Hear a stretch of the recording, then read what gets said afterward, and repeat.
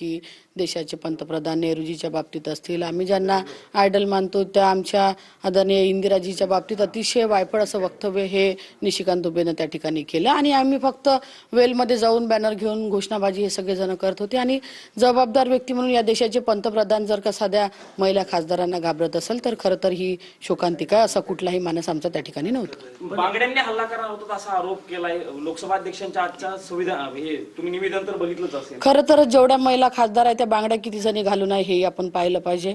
बांगड्या आहे पण अशा काचेच्या आणि या बांगड्या कोणाच्याच हातात नाहीये आणि आम्ही देखील जबाबदार आहोत, लोकप्रतिनिधी आहोत, कुठल्याही खासदारावरती असं बांगड्यांनी हल्ला करायचा किंवा हे करायचं आमचा तो कुठलाही मानस नव्हता आणि प्रधानमंत्री म्हणून जबाबदार व्यक्ती आहे त्यांच्या साध्या खुर्चीपर्यंतही आम्ही गेलो नाही। आम्ही दूर राहून फक्त बॅनर घेऊन घोषणाबाजी त्या ठिकाणी करत होतो। मग प्रधानमंत्री असल्यावर त्यांची सिक्युरिटी असते। आज हाऊस हे संविधानिक हाऊस आहे, या हाऊसमध्ये सगळे जबाबदार लोक असताना आपण असा चुकीचा प्रकार कोणी खासदार कसं करू शकते याचा देखील विचार आपण या ठिकाणी केला पाहिजे। गेल्याच नव्हत्या पंतप्रधानांच्या आम्ही खुर्चीपर्यंत गेलो नाही, बाजूला आम्ही फक्त बॅनर पकडून उभं होतो आणि आमचा सगळा विरोध हा निशिकांत दुबेच्या वक्तव्यासाठी होता, प्रधानमंत्र्याचा कुठलाही उल्लेख त्या ठिकाणी नव्हता। तुम्ही प्रधानमंत्र्यांवरती हल्ला करणार होते असं खुद्द लोकसभा अध्यक्ष म्हणतात, त्यामुळेच मी आपल्याला माहित आहे हा सगळा प्रकार त्याचमुळे मी पंतप्रधानांना सांगितलं, पंतप्रधान माझी विनंती मान्य केली, त्यानंतर ते आले नाही असं लोक ओमबिर्लाजी म्हणतात। आज सभागृहात देखील ते तसेच बोलले। प्रकार दुबेंनी केल्यानंतर सभागृहात झाल्यानंतर जवळ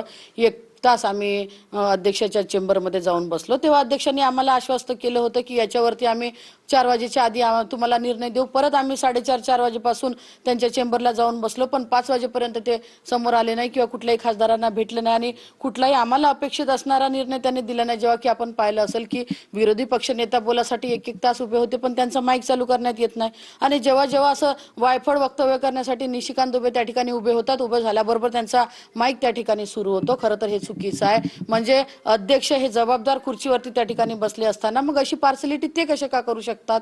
जर चुकीचं बोलत असेल त्यांचे माईक चालू होते। आमची देखील मागणी तेच होती की ज्या पद्धतीने आमचे खासदार चुकीचं वक्तव्य त्या ठिकाणी झालं म्हणून वेलमध्ये गेले, त्यांनी आक्रोश व्यक्त केला, त्यांना 8 लोकांना त्या ठिकाणी सस्पेंड करण्यात आलं, तेच सस्पेंडची कारवाई ही निशिकांत दुबेवरती करण्यात यावी, पण कुठलाही निर्णय हा अध्यक्षाकडून त्या ठिकाणी झाला नाही। आता जे आरोप म्हणजे कुठेतरी हा विषय बाजूला सारण्यासाठी हा महिला खासदारांवरती आरोप केलेला हा चुकीचा आहे। लोकसभा अध्यक्ष ओम बिर्ला असे म्हणतात की त्यांच्या कार्यालयात जाऊन तुम्ही जे तिथं गोंधळ घातला तो लोकशाहीवरचा काळा डाग आहे।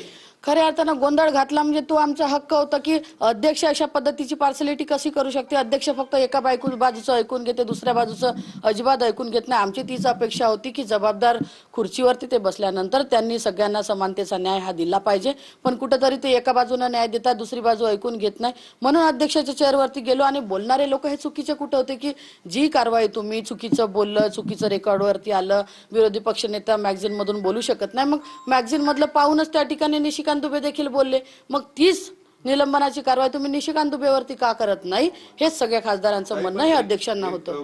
फोटो आलेला आहे सोशल मीडियावर येतोय की त्याच्यामध्ये तुम्ही सगळेजण पंतप्रधानांच्या जागेपर्यंत पोहोचलेलं दिसत आहेत, ज्यामध्ये 7 असं मार्किंग करून त्यामध्ये 7 खासदार ह्या पंतप्रधान जिथे बसतात तिथपर्यंत पोहोचल्याचं दिसतंय। जागेपर्यंत म्हणजे जागेच्या जवळ गेलो, पण सगळ्यांना माहित होतं, अख्ख्या सभागृहांना माहित होतं की पंतप्रधान जागेवर येणारच नाहीये।